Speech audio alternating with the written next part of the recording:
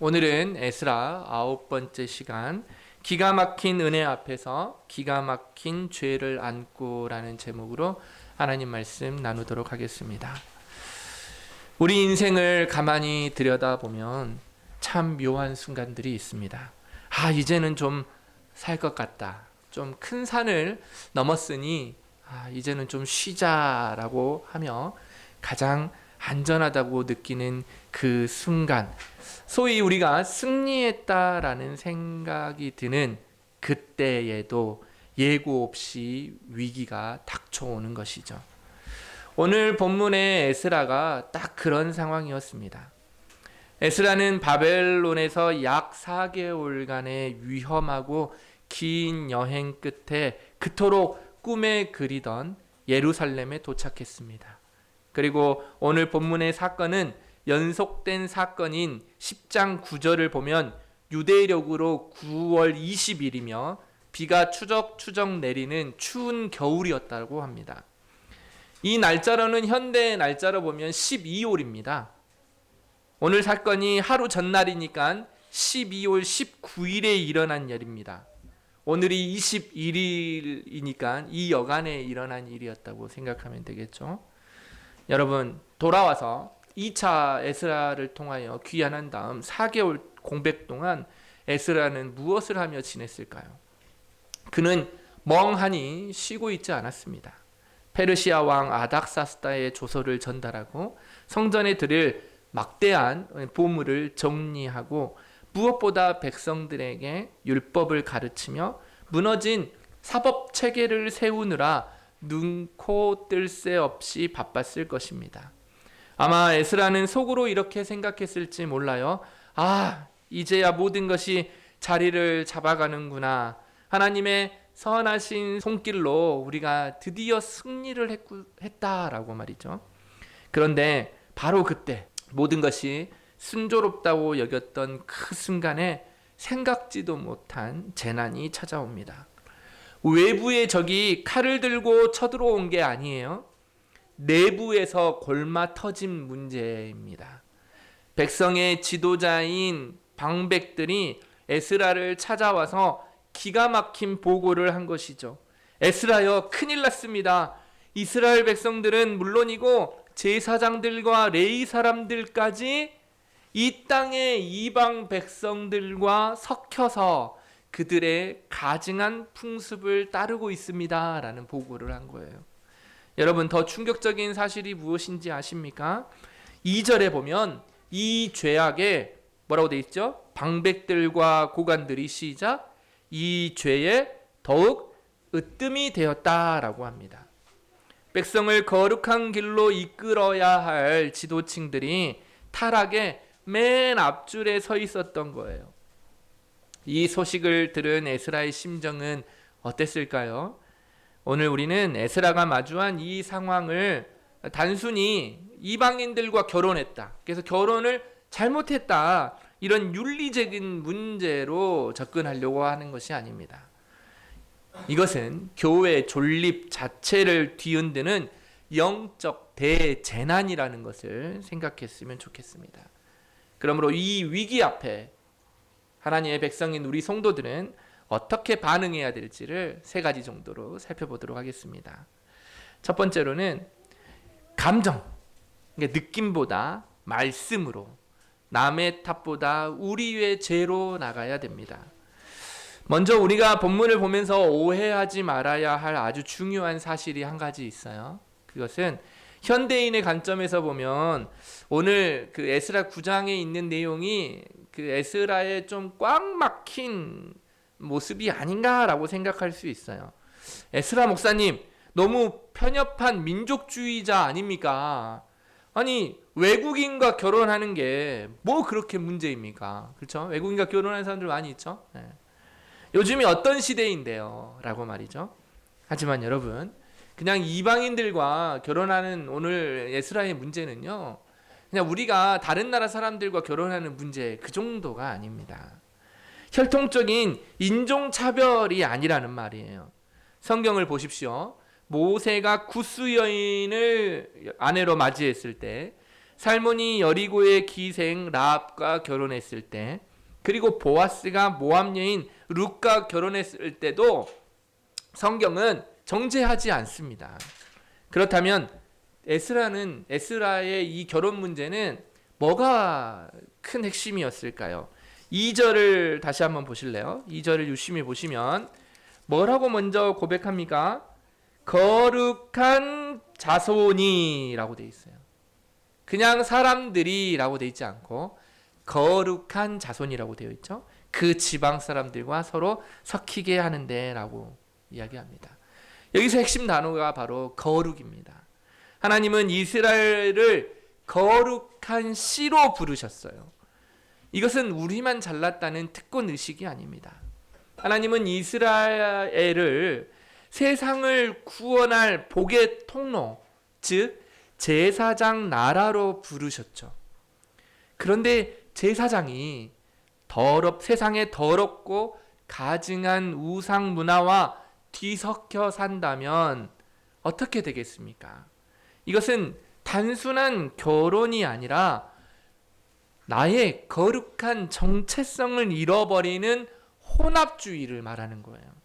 하나님과 영적인 언약을 파괴하는 영적 간음이었던 것입니다.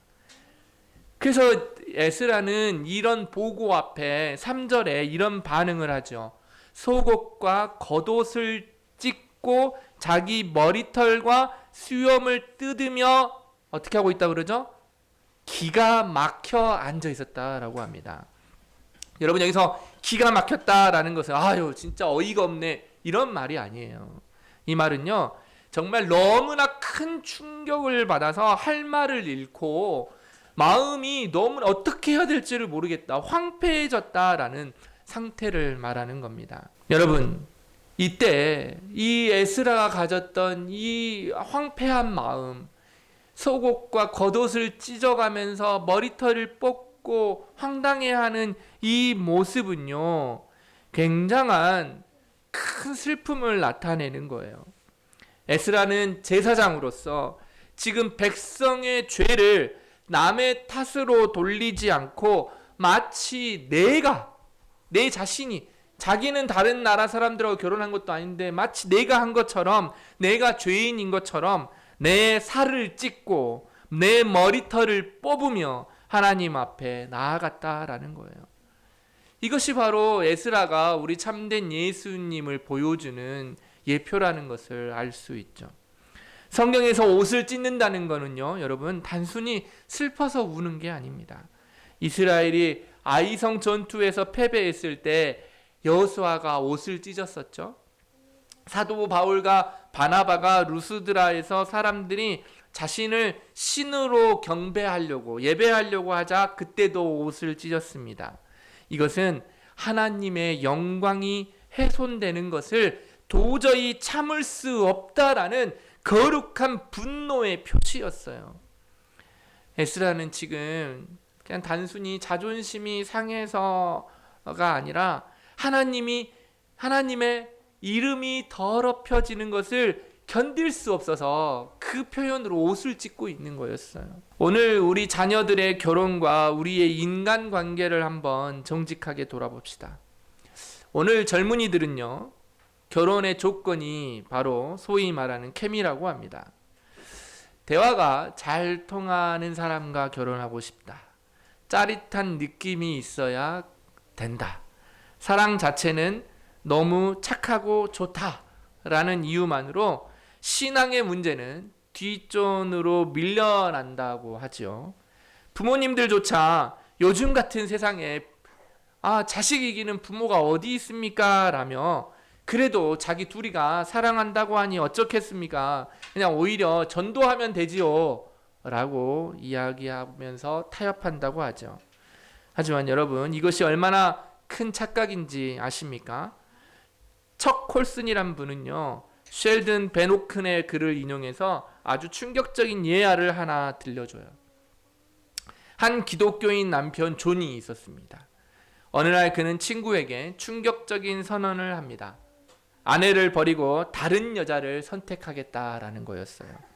그런데 그 이유를 들어보면 아주 기가 막힙니다. 그 이유는요, 세상 사람과 함께 있는 게 너무나 좋고 너무나 옳게 느껴져. 우린 서로에게 속한 사람이야. 그래서 이혼해야 해. 이 사람과 있으면 너무 좋다는 거예요. 이 사람과 있으면 세상을 모두 다 얻는 것처럼 그런 짜릿함이 있다는 거죠. 그러니까 그 전에 결혼했던 사람에게 느끼지 못한 이 사랑을 느꼈으니 나는 이와 함께 살아야 하겠다. 이혼해야겠다라는 거예요. 또 다른 여자인 다이애나도 마찬가지였습니다. 그녀는 남편을 떠나 다른 남자를 선택하며 이렇게 말했다고 해요. 그 사람, 원래 남편은요, 함께 있을 때 느껴지는 감정이, 남편이 아니었죠, 새로운 사람이에요. 이 새로운 사람과 만나니까 너무나 좋고 내가 드디어 여자가 된 것 같은 느낌이 들기 때문에 오히려 이 남자랑 사는 것이 원래 남편이랑 사는 것보다 훨씬 좋아. 이것은 틀린 일이 아니야. 내 결정은 절대로 옳은 일이야 라고 하면서 이혼을 했다고 하죠. 여러분, 이들의 문제가 무엇입니까? 사랑이 문제일까요? 네, 그것보다 불륜을 저지르면서도 죄책감을 느끼기는커녕 자신의 행동이 옳다라고 확신하는 것이죠. 왜냐하면 그들에게는 하나님의 법보다 더 높은 법, 즉 내 감정의 좋음이라는 우상이 있기 때문이죠. 그래서 척홀스는요, 이 현상을 두고 이렇게 이야기하더라고요. 현대인들은 배우자라는 인격 그 자체를 사랑하지 않습니다. 그 배우자가 나에게 불러일으키는 로맨틱한 감정을 사랑하는 것입니다. 많은 사람들이 결혼식장에서 죽음이 우리를 갈라놓을 때까지라고 서약합니다. 하지만 사실 그들의 마음속에는 이 짜릿한 사랑의 감정이 식을 때까지만이라고 서약하고 있는 건 아닐까요? 그래서 감정이 사라지면 사랑도 끝이라고 믿어버립니다. 이것이 바로 에스라가 옷을 찢으며 통곡했던 이유입니다. 당시 이스라엘 백성들도 그랬을 것입니다. 이방 여인이지만 나랑 너무 케미가 잘 맞아요. 티키타카가 너무 잘 되는 것 같아요. 이방 가문이지만 우리 가문에 도움이 되는 것 같아요. 그들에게는 하나님의 언약보다 당장 눈에 보이는 이익, 나의 감정, 로맨틱한 그 분위기가, 그 만족이 더 커 보였던 것이죠. 사랑하는 여러분, 우리가 배우자를 선택할 때 혹은 인간관계를 맺을 때 떨림이나 느낌을 믿고 결혼하면 안 됩니다. 감정은 파도처럼 변하지만 하나님의 언약의 말씀은 바위처럼 변하지 않기 때문이에요. 신자의 결혼은 내가 얼마나 좋은 감정을 느끼느냐가 아니라 하나님 안에서 거룩한 가정을 세우겠다는 약속을 지킬 수 있느냐에 달려 있는 겁니다.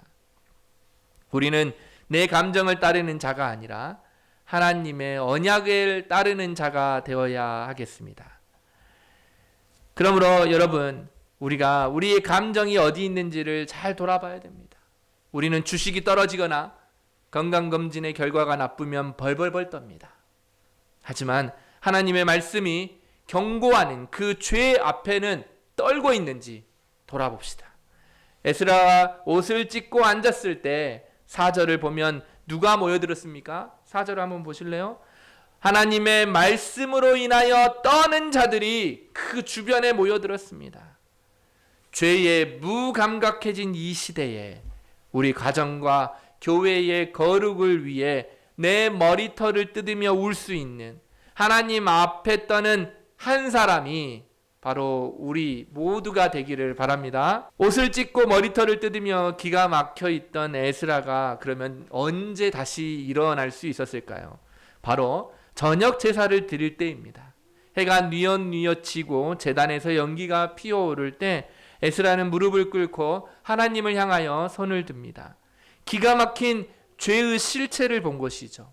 그리고 8절과 9절에 이 절망적인 상황에서도 여전히 우리를 붙들고 계시는 하나님의 기가 막힌 은혜를 발견하고 고백합니다. 그 은혜가 무엇인지 오늘 본문은 두 가지의 그림 언어로 우리에게 보여줘요. 그러므로 두 번째, 우리는 심판 중에서도 포기하지 않는 은혜, 박힌 목과 울타리를 기억해야 합니다. 에스라가 발견한 첫 번째 은혜는 8절에 나오는 거룩한 초소에 박힌 못입니다. 여러분 혹시 가족들과 캠핑 가보셨죠? 그래도 최소한 그 팩은 박아본 적은 있죠? 네. 텐트를 칠 때 가장 중요한 것이 바로 이 팩이라고 불리는 말뚝입니다. 즉 못이죠. 못을 잘 박아야 돼요.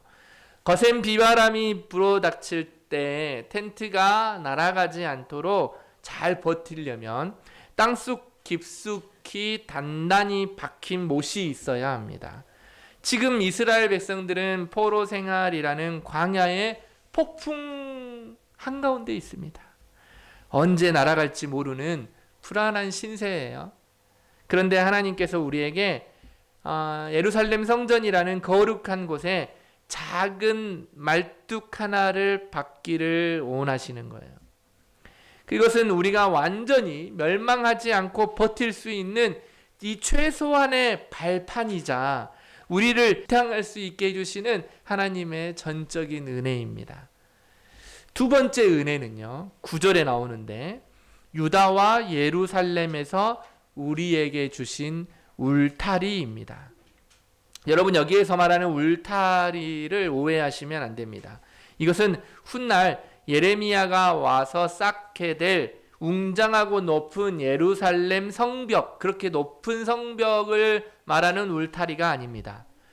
이 단어는요, 포도원을 짐승으로부터 보호하기 위해 두른 돌담, 즉 소박한 울타리를 말하는 거예요. 이게 무슨 뜻일까요? 비록 우리는 페르시아의 종살이를 하고 있고 겉으로 보기에는 화려한 성벽도 없는 초라한 신세지만 하나님께서 보이지 않는 섭리의 손길로 마치 우리를 포도원의 울타리처럼 감싸서 보호하고 계시다는 에스라의 믿음 섞인 고백인 것이죠. 그런데 여러분 8절을 보시면 에스라는 이 은혜를 가리켜 잠시 동안의 은혜라고 표현합니다. 못이 있고 울타리가 있는데 잠시 동안이라고 표현해요. 하나님이 아주 잠깐 우리에게 숨 돌릴 틈을 주셨다라는 것이죠.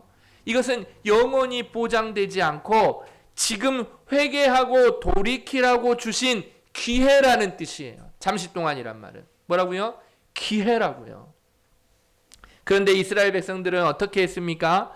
이 귀하고 결정적인 은혜를 받고도 또다시 죄를 지었어요. 불 속에 있는 그들을 겨우 건져 주었더니 제 발로 다시 그 불 속으로 뛰어가는 격이에요. 이런 사람이 있을까요? 별로 없다고 생각하지만 반복되는 죄는 바로 이런 모습이라는 거예요. 그래서 이 모습을 강력하게 비판하고 있는 거예요. 이것은요, 보네포 목사님이 경고했던 것처럼 하나님의 은혜를 회개 없는 면죄부로 여기는 그야말로 시장 바닥에 굴러다니는 싸구려 값싼 은혜로 전락시키는 것과 똑같다라는 말이에요. 은혜를 은혜로 알지 못하고 죄 짓는 면허증으로 사용해 버린 것이 바로 값싼 은혜라는 것이죠. 오늘 우리의 삶을 한번 잘 돌아봅시다.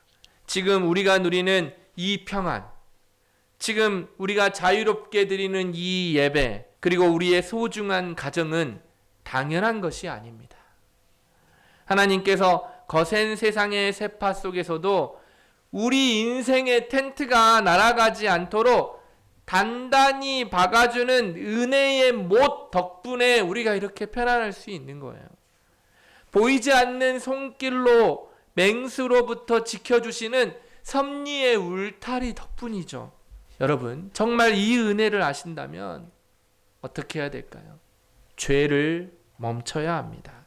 하나님이 또 용서해 주시겠지. 이번 한 번만은 눈 감아 주시겠지라는 습관적으로 죄를 짓는 것은 하나님의 은혜를 모욕하는 것이죠. 하나님이 주신 목과 울타리는 죄 지으라고 준 안전지대가 아니라 이제는 거룩한 백성으로 살라고 주신 귀의 힘을 잊지 않아야 돼요. 그러므로 이스라엘 백성들이 해야 할 그 회개도, 우리에게도 이런 이스라엘 백성들과의 죄가 있다면 하나님을 아는 자답게, 은혜를 아는 자답게 죄와 싸워야 할 것입니다. 그렇다면 우리가 이 값싼 은혜의 함정에 빠지지 않고 진정한 회복을 경험하기 위해서는 어떻게 해야 할까요? 우리가 처음에 우리의 비참한 죄를 보았습니다. 그리고 우리를 붙드시는, 여전히 그런 상황 속에서도 우리를 붙드시는 목과 울타리와 같은 하나님의 기가 막힌 은혜를 보았습니다. 그렇다면 이 은혜 앞에서 우리는 어떤 태도를 취해야 할까요?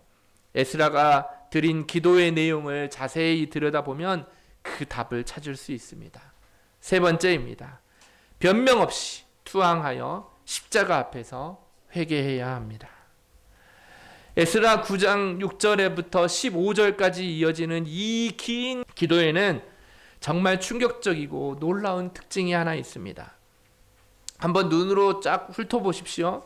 하나님, 우리를 용서해 주십시오 라거나 우리를 이 위기에서 구원해 주시옵소서라는 간구가 단 한마디도 나오지 않습니다. 오직 철저한 회개, 자복만이 가득할 뿐입니다. 이런 에스라의 태도는 벌거벗은 자복입니다.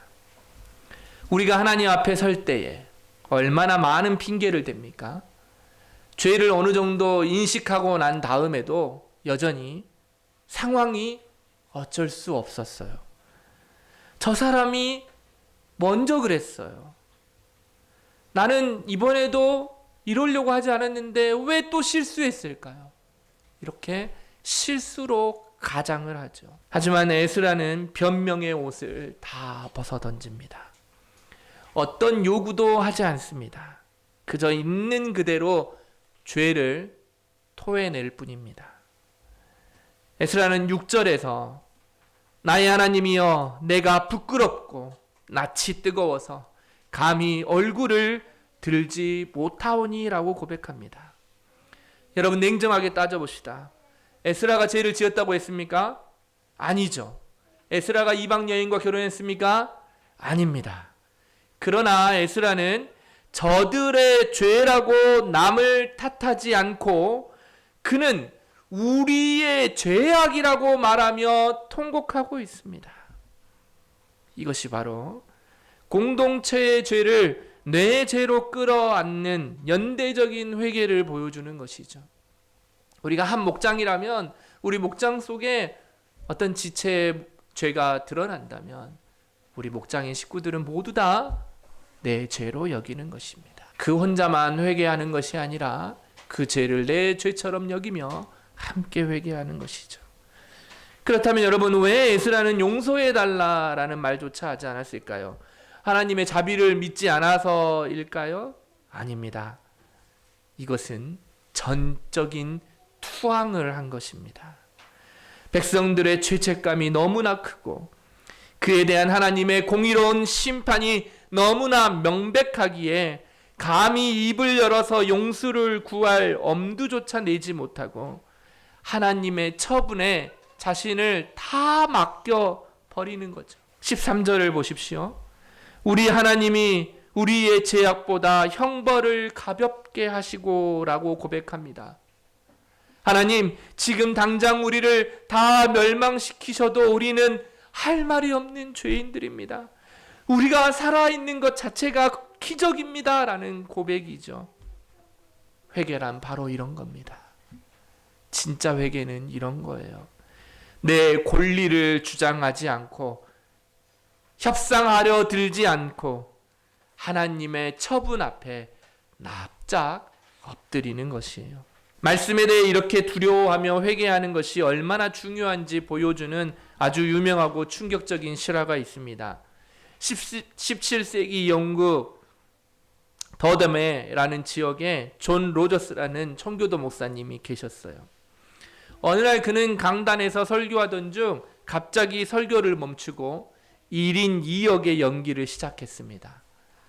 먼저 그는 하나님이 되어서 백성들을 꾸짖는 목소리를 내며 연기를 했습니다. 내가 너희에게 내 말씀을 그토록 오랫동안 맡겨두지 않았느냐?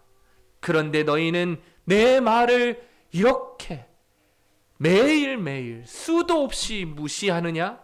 성경은 집구석 먼지와 거미줄 속에 처박혀 있고 일주일에 달랑 고작 한 번 끄집어 나오는구나. 너희는 그것을 일주일 동안 단 한 번도 주일이 아닌 이상 펴보지도 않는구나. 너희가 내 말을 이런 식으로 대우하고 있느냐? 좋다. 그렇다면 나는 내 성경을 더 이상 너희에게 주지 않겠다. 그리고 로저스 목사님은 실제로 강단 위에 놓인 두꺼운 성경책을 집어들더니 그것을 품에 안고 강단 밖으로 나가려는 신용을 했습니다. 그 순간 예배당은 정적에 휩싸였죠. 바로 그때 로저스 목사님은 다시 강단으로 뛰어 올라와서 성경 앞에 무릎을 꿇었습니다. 이번에는 백성들의 목소리로 하나님께 울부짖으며 이렇게 연기를 했죠. 주여, 우리에게 어떤 벌을 내리셔도 좋습니다. 우리 재산을 다 태우셔도 좋고 차라리 우리 아이들을 데려가도 좋습니다. 하지만 주님, 제발 부탁입니다. 말씀만은, 성경만은 우리에게서 거두지 마십시오. 말씀 없이는 우리가 살 수 없습니다. 그리고 다시 하나님의 목소리로 대답했습니다. 정말 그러느냐? 그렇다면 내가 잠시 더 기다려 보겠다. 여기 다시 성경을 줄 테니 너희가 얼마나 말씀을 사랑하고 순종하는지 지켜보겠다. 여러분, 이 짧은 연기가 끝났을 때 어떤 일이 벌어졌는지 아십니까? 당시 그 자리에는 유명한 토마스 구딘이라는 나중에 유명한 목사님이 되는 그분이 청년으로 앉아 있었어요. 그때 이 청년 토마스 구딘 목사님이 어른이 돼서 이 광경을 회상하면서 이렇게 적었습니다. 그날 예배당은 그야말로 울음바다가 되었습니다. 사람들은 하나님이 말씀을 거두어 가실지도 모른다는 공포에 질려서 통곡했습니다. 나 역시 예배를 마치고 말에 올랐지만 흐르는 눈물을 주체할 수 없어 15분 동안이나 말에 목을 끌어안은 채 울어야만 했습니다. 사랑하는 여러분, 이것이 바로 우리 본문 4절에 나오는 하나님의 말씀으로 말미암아 떠는 자. 뭐라고요? 더 크게요. 하나님의 말씀으로 말미암아 떠는 자의 모습입니다. 에스라가 옷을 찢으며 드린 그 처절한 기도는 딱딱하게 굳어버린 백성들의 마음을 깨트리는 부흥의 신호탄이 되었어요. 오늘 우리에게도 재산이나 건강을 잃을까봐 벌벌 떠는 두려움이 아니라 하나님의 말씀이 우리 가정에서 내 삶에서 사라질까봐 두려워하는 이 거룩한 떨림이 회복되어야 되지 않을까요? 에스라는 15절에서 이로 말미암아 주 앞에 한 사람도 감히 서지 못하겠나이다 라고 기도로 마칩니다. 성도 여러분, 여기서 서지 못한다라는 말은 단순한 표현이 아니에요. 이것은 법적 용어입니다. 판사 앞에 선 피고인이 유죄 판결이 너무나 명백하여 입이 10개라도 할 말이 없고 도저히 고개를 들 수 없어서 바닥에 납작 엎드린 상태를 말하는 거예요. 이것이 죄인된 인간이 거룩하신 하나님 앞에서 느낄 수밖에 없는 뼈저린 절망이자 우리 모두에게 내려진 영적 사형 선고와도 같은 고백입니다. 하나님, 저는 죽어 마땅한 죄인입니다. 당신의 심판 앞에 저는 아무런 할 말이 없습니다 라고 자백하는 것이죠. 맞습니다. 여러분, 에스라가 아무리 자기 속옷을 찢고 겉옷을 찢고 머리털을 다 뽑아버린다 한들 그 통곡과 눈물이 이스라엘의 뿌리 깊은 죄를 씻어낼 수 있을까요? 없습니다. 우리도 마찬가지예요. 우리가 밤을 지새우면서 자기가 잘못한 일에 대하여 후회하고 자책하며 가슴을 친 듯 이미 저질러진 죄의 얼룩을 우리 스스로 지울 수 있을까요? 수억 만 번의 눈물을 흘러도 죄의 빛은 단 1원도 탕감할 수 없습니다. 그래서 우리는 에스라보다 더 위대하고 우리 죄를 실제로 해결할 수 있는 완전한 중보자가 절실히 필요한 거예요. 이제 에스라와 우리 주님 예수님을 비교해 봅시다. 여기에 기가 막힌 복음의 신비가 있습니다. 에스라는 백성의 죄 때문에 자신의 옷을 찢었습니다. 그러나 여러분, 우리 주 예수 그리스도께서는 저와 여러분의 죄를 씻기기 위해 당신의 거룩한 살을 찢으셨어요. 에스라는 분노와 슬픔으로 자기 머리털을 뽑았습니다.